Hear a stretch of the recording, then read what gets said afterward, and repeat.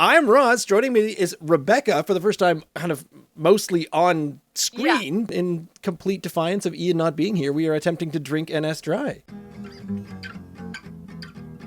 2 blondes for 2 non-blondes. Off Track Brewing, and they are in Bedford, Nova Scotia, and it is the Sunnyside Blonde. In the spirit of community, we've brewed Sunnyside Blonde. This bright and refreshing ale is the perfect warm weather refresher. There you go. Much love and gratitude to our supporters for helping us keep the doors open and the cold beer flowing during tough times. Cheers to you all, and we'll see you on the Sunnyside soon. This blonde ale is a very easy drinking and approachable. This is a crisp, simplistic, and smooth tasting ale that can be enjoyed by all. 5.0. I'm smelling more of a lager than I would have thought, because the blonde, I think, sometimes is a little bit maltier of a smell, has a bit more body to it. The first thing I'm tasting, it definitely tastes like an ale to me. Like, I could tell what you meant by the scent, a little lagerish, but it definitely tastes like an ale, and I get a little honey right off the top. I got a sweet taste, but yeah, I guess a sweet honey taste is subtle for me, because the bitter / hop flavor of a lager or a pale ale is coming through, I think, probably strongest. Not to say that it's strong, but it's stronger than the sweeter body flavor.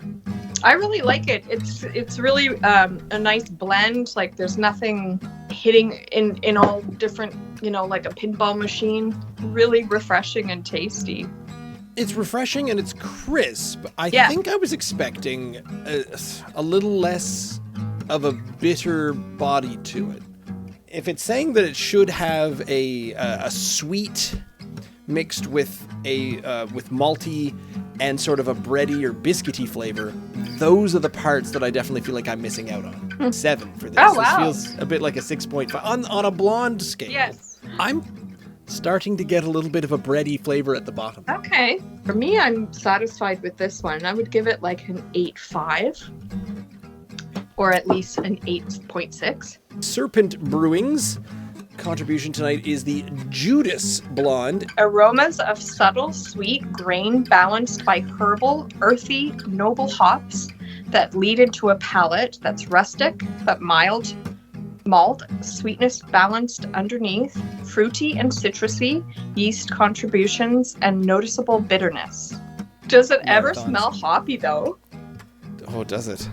Woo! Spicier. Yeah, it's more IPA-ish. I'm getting almost a cloves kind of spice out of that. Okay, so bread, no. Hops, no. Malt, no. Citrus, no. Honey, citrus. Sweet, no. Like, it tastes very IPA-ish to me. This is still very spicy. Yeah, it is spicy, but to me, it is more summery than like a winter ale, a spicy winter ale. So this is a 7.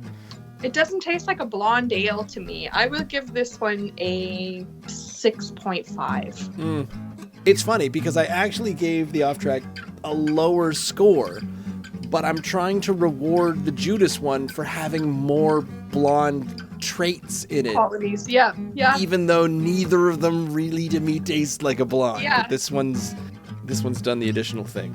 Thank you very much, Rebecca, for being 100% of my guest host, as opposed to just sort of being the little chirped in, whether or not you like it, but being here for the entire thing. That sounds a little bit more benevolent than just selling someone, here you are, here's your fish corpse remover. Yes. And he's an expert in the formats of talking to the outside of this room people.